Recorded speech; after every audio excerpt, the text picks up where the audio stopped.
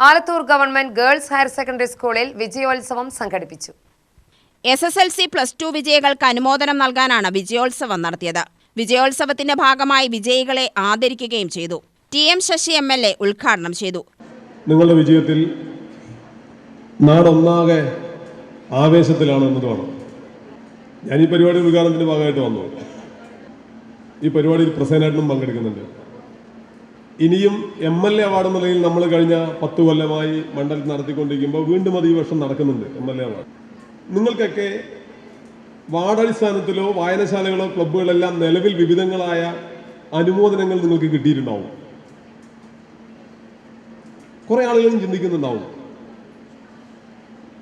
ഞങ്ങളുടെ വിജയത്തിൽ ഇത്രമാത്രം ആവേശം കൊണ്ട് നാട് മുഴുവൻ സ്കൂളുകാർ ഞങ്ങളെ പ്രോത്സാഹിപ്പിക്കുന്നതും ഞങ്ങൾക്ക് സമ്മാനം തരുന്നതൊക്കെ മനസ്സിലാക്കാം.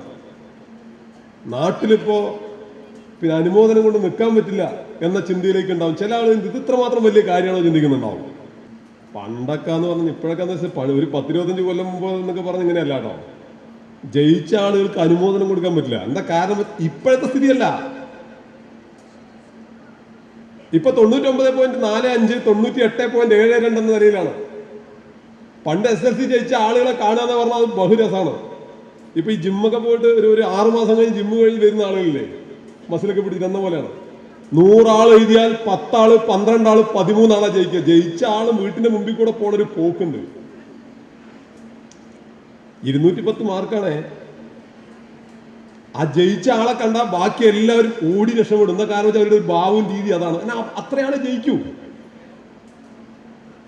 വിദ്യാഭ്യാസത്തിന്റെ രീതി മാറി, ഭാവം മാറി, സ്വഭാവം മാറി, വലിയ മെച്ചം വിദ്യാഭ്യാസ മേഖലയിൽ ഉണ്ടായി.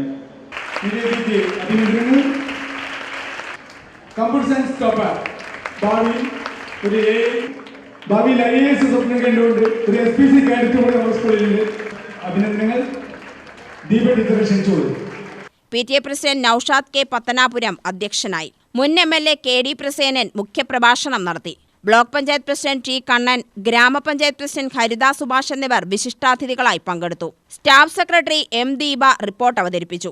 ജില്ലാ പഞ്ചായത്ത് അംഗം PK ഷിബി കൃഷ്ണ, ബ്ലോക്ക് പഞ്ചായത്ത് അംഗം തൻഷില റാബിൻ, ഗ്രാമപഞ്ചായത്ത് അംഗം MC Padmaprasad, DPC Naushad Ali, AEO PM Balagopal, principal doctor AP Prasad, KB Beena, N Raju Panicker എന്നിവർ പ്രസംഗിച്ചു. UTV news, Palakkad.